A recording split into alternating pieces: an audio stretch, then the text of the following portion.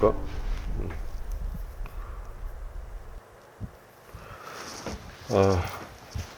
대놓고 음주방송. 네. 네. 아무튼 오늘은 6월 14일 기사인데, 보시죠? 이제, 여러 가지 이제 우리가 좀 참고할 만한 면은 좋을 만한 게 문제가, 그 기사가 떠서 중앙일보에 도도마? 이분 좀 유명한 분 아닌가? 그죠? 유명했었죠, 도도마. 그래서 뭐 고소도 나오고 합의금도 나오고 뭐 강간도 나오고 강제추행도 있었고, 또 뒤에 보시면 이제 무고도 이제 쟁점인 것 같은데, 그래서 우리가 이제 여기서 참고할 만한 게 있는가 한번 살펴보도록 하겠습니다. 유명 블로그 도도맘 김민아 씨가 법정에서 증언을 했나 봐요. 그래서 강용석 변호사라는 분이 합의금을 타낼 목적으로 허위 고소를 종용했다. 실제로 강간이나 강제추행 당한 사실은 없었다라고 진술했다는 거죠. 실제로 이분이 뒤에 나오겠지만, 이 증언한 이분 김민아 씨 도도맘은 실제로 무고로 유죄 판결 받았어요. 예. 그리고 이제 그 증인으로 출석한 거죠, 강용석 씨 사건에서. 그래서 이제 뭐 법원에서 무고교사 혐의의 공판에 증언을 했다는 거죠. 무고교사. 그러면 이제 뒤 보시면 아시겠지만 강 변호사한테 유리한 증언이 아니고, 이분은 이제 김민아 씨는 검찰 측 증인이죠. 검찰에 이제 유리한, 그래서 강 변호사가 문제가 있다라고 하는 검찰 측에서 신청한 증인이죠. 자, 김 씨가 뭐라 그랬냐면, 고소장에 묘사된, 고소장이 이제 그 A 씨라는 전 남편인가 그렇죠? 아닌가? 하여튼 A 씨를 이제 고소를 했는데, 김 씨가 여기 이제 그게 다 사실이 아니었다는 거죠.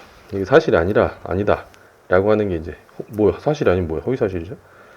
허위사실이 이제 핵심인데, 근데 이제 자기는 이 허위사실로 다른 사람 처벌받게 할 목적으로 허위사실을 주장해가지고 한 거는 이제 무고로 처벌됐다 그랬잖아요. 근데 이제 이거를 강 씨가 문제된 건 이제 죄명 교사예요, 교사. 무고를 교사했냐, 이런 부분인데, 강 변호사가 A 씨를 강간치상죄로 고소하면, 강간하다가 이제 상처를 입힌 거죠. 이렇게 되면, 그런 고소하면 합의금이 3억에서 5억을 받을 수 있다라고 진술했다는 거예요. 그렇게 말했다, 강용석 씨가. 그런데 이제 여기서 합의금이 3억, 5억 이제 말씀하시잖아요. 얘기를 했잖아요. 이거 이제 제가 이제 상담하는 경우에 합의를 어떻게 하면 합의를 할 수 있냐, 합의금이 얼마가 적정하냐, 뭐 이제 여러 가지 이제 질문하신 분들이 있어요. 그러니까 이제 예를 들어서 어찌하다가 이제 가해자로 몰린 분들, 이러면은 피해자가 합의금을 얼마를 요구하는데 이거 좀 과한 거 아니에요? 뭐 이제 이렇게 말씀하신 분들을 듣고, 피해자는 이제 내가 정말 정신적 손해도 있고 여러 가지 피해를 전부 받아야 되는데 합의금으로 얼마가 적정하냐, 이제 이렇게 이야기하는 경우가 있어요. 근데 이거는 이제 그야말로 케바케죠. 정답이 없어요. 피고소인, 고소당한 사람, 가해자의 어떤 사회적 지위나 경제적 형편에 따라서 진짜 천차만별인 거죠. 근데 여기서, 그러니까 예를 들어서 피고소인, 고소당한 사람이 쥐뿔도 없는데 3억, 5억 요구하면은 뭐 합의금으로 무리한 요구를 하고 있다, 뭐 이런 역공을 오히려 다 당할 수도 있죠. 근데 여기서는 지금 보면 증권사 본부장이었다는 거예요, A씨가. 그러니까 이 정도 사람은 자기 어떤 사회적 지위나 뭐 이런 것 때문에 고소당해서 원만한 해결이 안 되면 자기가 잃을 게 너무 많기 때문에 합의금으로 3억, 5억을 뜯어낼 수 있다라고 이제 강용석 씨가 생각을 하고 김민아 도도맘한테 이제 그렇게 얘기를 했다는 거죠. 그래서 당시에 이제 A 씨가 김 씨를 맥주병 폭행한 것은 맞다는 거죠. 맥주병으로 폭행. 근데 이것도 그냥 단순 폭행이 아니죠. 맥주병은 이제 흉기죠, 흉기. 위험한 물건이기 때문에 뭐 특수 폭행이 되거나 특수 상해가 될 여지도 있죠. 근데 하여튼 요거로는 이제 합의금 뜯어내기가 이제 여의치 않으니까 고소장에다가 뭐 옷차림이나 이런 것도 뭐 허위였고 사실과 달랐고, 또 이제 실제로 A씨가 강제로 신체 부위를 만질 적도 없었다라고 이제 고소장에 썼는데 우리가 여기서 참고할 만한 거는 뭐냐면 이제 변호사죠. 변호사가 이렇게 조언을 했다고 하는 거는 뭐냐면, 야, 고소장에 내가 강제추행을 당했다라고 일관되게 진술을 하면 한 사람을, 고소 당한 사람이죠. 한 사람을 이제 이 사람 억울하겠지만 속된 말로 홀로 보낼 수 있다. 이런 자신감이 있었던 거죠. 아니면 적어도 이제 고소 당하는 A씨 입장에서 봤을 때 억울하겠지만 이 상황을 모면하기 위해서 합의로 이제 원만한 해결을 위해서 합의 절차로 나올 수밖에 없다. 이제 이런 거를 알고 그게 이제 일반적으로 많이 행해졌기 때문에 이제 강용석이라는 분이 이제 이렇게 조언을 하는 게 아닌가라고 하는 거죠. 근데 이제 저희들 입장에서 봤을 때는 그런 면이 있을 수 있지만 저 뒤에 결론을 보면 어떻게 되냐. 그래서 이런 게 당한 분들 있잖아요. 이렇게 내가 실제로 안 했어. 추행도 안 했는데 이렇게 고소 당한 분들. 그러니까 요런 의도를 갖고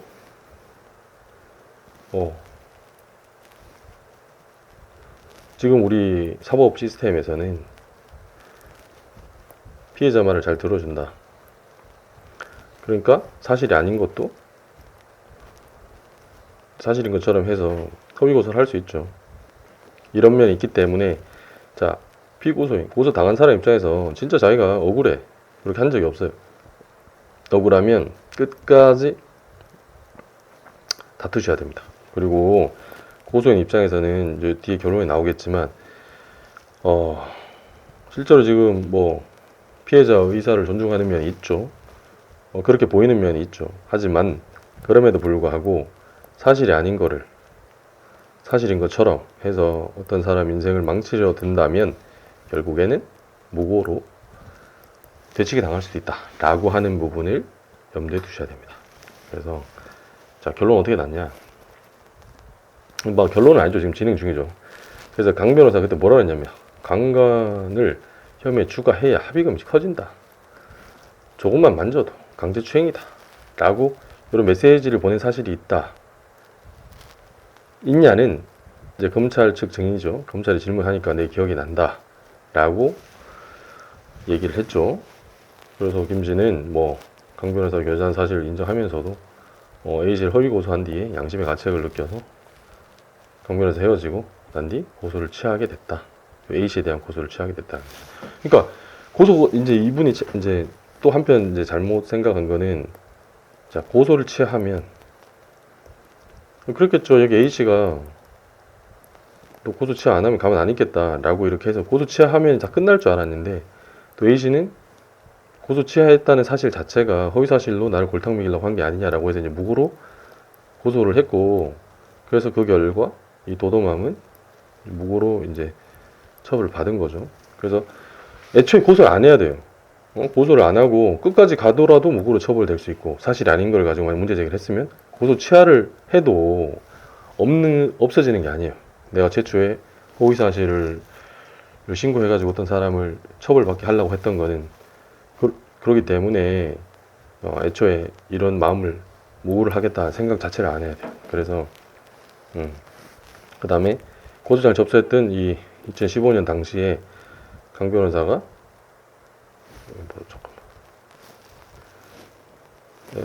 강 변호사가 뭐라 했냐면 강 변호사가 댓글을 고소하는 등 돈을 버는 것에 집중하고 있었다고도 덧붙였다. 이거 사건과 본질하고는 상관이 없는데 그래서 이제 이분이 강 변호사가 이제 돈 버는 것에 이제 집중하고 있어서 이게 정황이죠. 이런 조언을 한 게 아닌가라고 얘기를 하는 거고 어쨌든 강 변호사 무고교사 의혹은 2020년 디스패치가 강 변호사가 도도맘에 보낸 메시지를 공개하면서 제기가 됐는데 그때 공개한 메시지 뭐냐면 강간을 했건 아니건 상관없다. 강간이 사전 말고 제일 세다 라고 하면서 적극적으로 김씨를 설득하는 정황이 담겨 있다 라고 얘기를 하죠.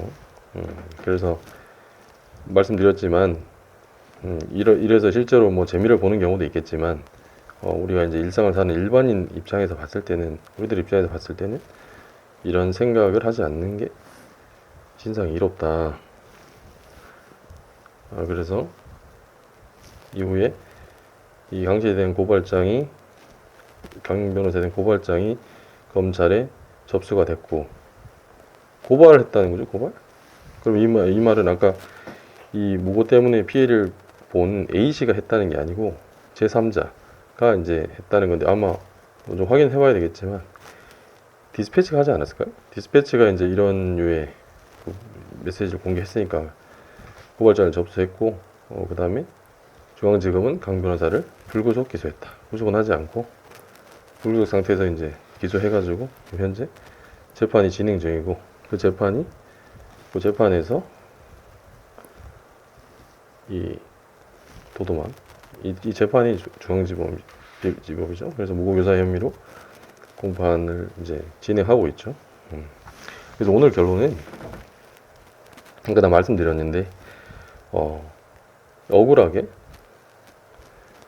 뭐 특히 성 관련되는 게 그 두 사람밖에 없잖아요. 그래서 강간이나 강제추행이나 이런 걸로 고소를 당했다 라고 하더라도, 그리고 제가 말씀드리지만 진짜 예를 들어서 오히려 이런 게 실제로 한 게 있으면, 한 부분 있다라고 하면 깔끔하게 책임지세요.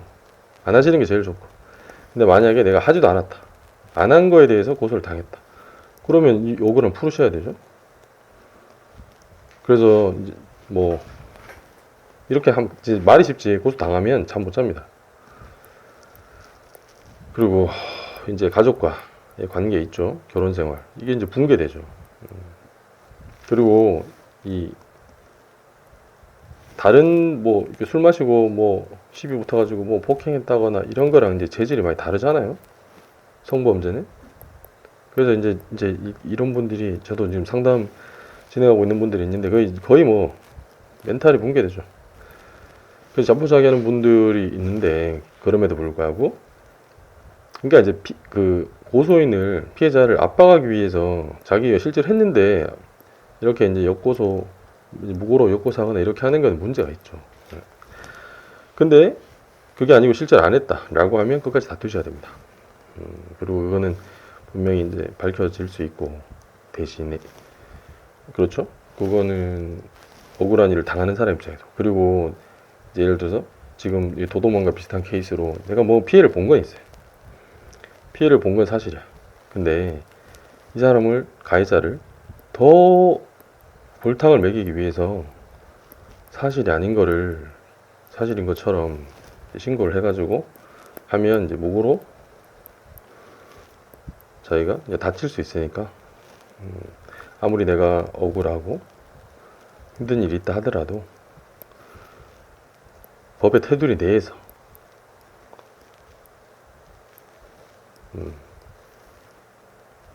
자신의 이제 권리를 지키고 하는 게 필요하지 않을까. 그렇습니다. 아무튼 결론은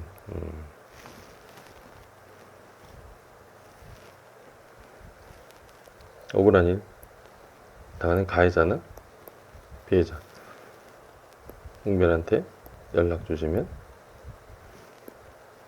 성심성의껏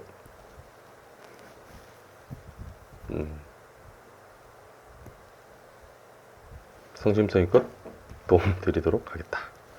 그런 겁니다. 이상입니다. 날씨가 점점 더워지고 있어요. 예, 건강 조심하시고